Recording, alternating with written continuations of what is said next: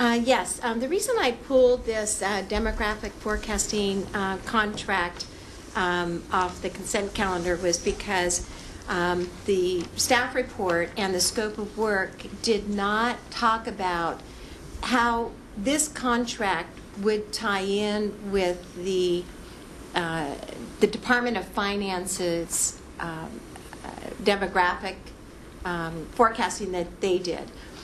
This DOF and ABAG issue was a very big issue as part of Plan Bay Area, that the population and jobs, housing and jobs and population were so different. And so because there wasn't that explanation in here is the reason I'd like to get some explanation of that. Okay, that's fine. We'll have Miriam address that, and then my second issue on this was the carrying capacity is something that I feel very strongly that we need to address as part of the update of Plan Bay Area.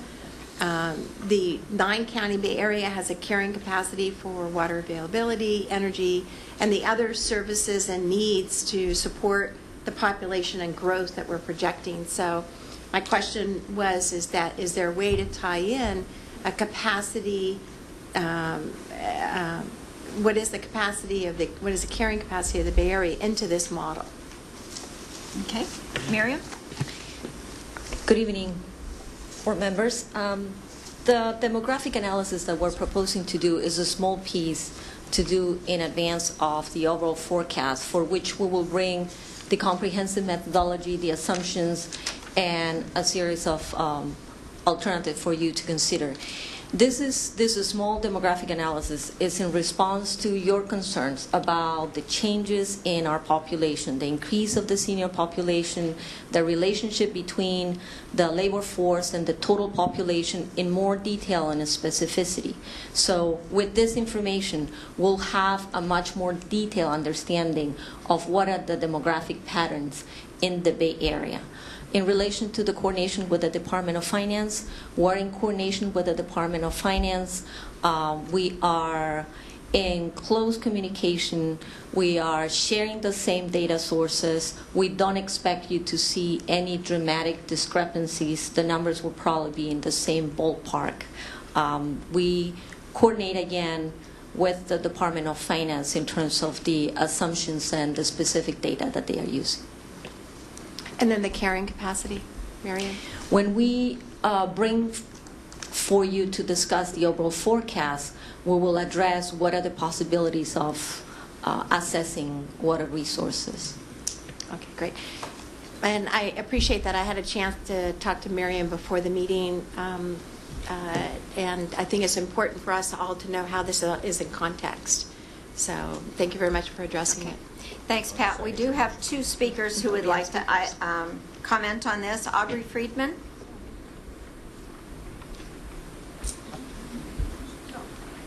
Hi, Aubrey Friedman, Libertarian Party of San Francisco.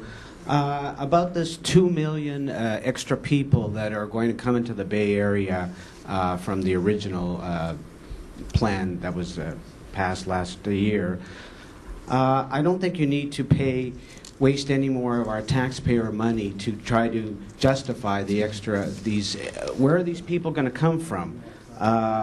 Companies are leaving the state. Just a couple weeks ago, I heard Toyota. There's 5,300 jobs gone by the wayside. Also, not just the companies that are leaving, but people are leaving. Why would they be leaving? Because it's not affordable to buy a home here, and it's getting worse. So I think that's one of the main factors that will turn people off from the Bay Area. Rather than coming here, they will go out. And I don't see anything in Plan Bay Area that's going to make housing more affordable. Actually, it's just the opposite. And except for promises of subsidies, which would just make people more dependent on government. And that's the wrong direction to be going in. So I would not waste our money on more consultants for unrealistic estimates. Thank you. Thank you, Aubrey. The next speaker is Mimi Steele. Yeah, before I comment on the demographic forecasting and the consultant, I'd like to know where in the voter guide it was that I elected you guys. Can you point me to that? And when you guys were up for election for the people?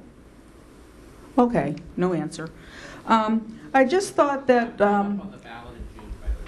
but you're not elected to these positions. You are elected to your... Mimi, we're not going to have a dialogue about that. I will simply state for all of us are elected by our local constituents. And then you're appointed to the our agencies, either our county or our group of cities, appoint us by election to this body. That's the end of that discussion. Thank you. Okay. Go ahead and make your comments about the demographics.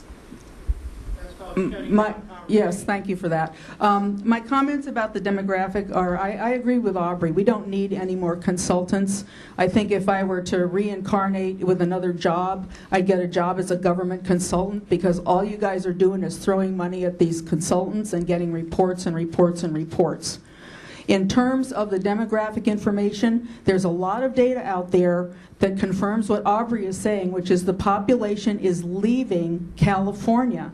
And it's leaving California because of draconian types of policies that people like you guys at ABAG are presenting. And you can't make a living here anymore. It's very difficult between the regulations and all of the policies that you're putting out. You're stifling creativity, you're stifling people from making a living here in the Bay Area, and that's why people are moving. So no high-paid demographer is going to change any of that. Thank you. Thank you, Mimi. All right, the next speaker is Zelda Bronstein. Good evening. My name is Zelda Bronstein. I'm a former chair of the Berkeley Planning Commission. I write for a new online publication in San Francisco called 48 Hills. I cover land use in the Bay Area. I have problems with this item. This is with the contract itself. For starters, neither the contract nor the RFQ were attached to the public agenda, so members of the public could not see it.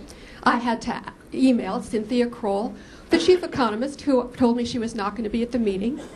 That's the first problem. The second problem is, Miriam, it wasn't just an issue of details. It was an issue of basic assumptions in demographics. It was hugely controversial last spring. ABAG had an emergency meeting, which I didn't know about. It's on YouTube. This man, I have nothing against him. I know nothing about him except that he's on a very short, his schedule means we have to do this rush, rush, rush. I don't think the consultant's schedule should be dictating the pace of this inquiry. This RFQ received only one bid. Should have put the RFQ out again and get more than one bid. Plus which, there should be public forums before you hire anyone about the basis, the assumptions about growth. There were huge discrepancies. You got some professional criticism, including from Palo Alto council member who was an economic forecaster, who used to work for the Federal Reserve, and from other professionals, people in the field. You wouldn't know that from the minutes. You wouldn't know that from this RFQ. This contract has this fellow coming up for one meeting. With whom? He's the wrong guy for the job. I urge you to, executive board, not to approve this contract, to ask the RFQ to be asked that the RFQ be reissued, and also to consider having debates in the Bay Area about growth and the basic assumptions behind the forecasts, the projections that Steve Levy and Miriam prepared last time. Thank you. Thank you.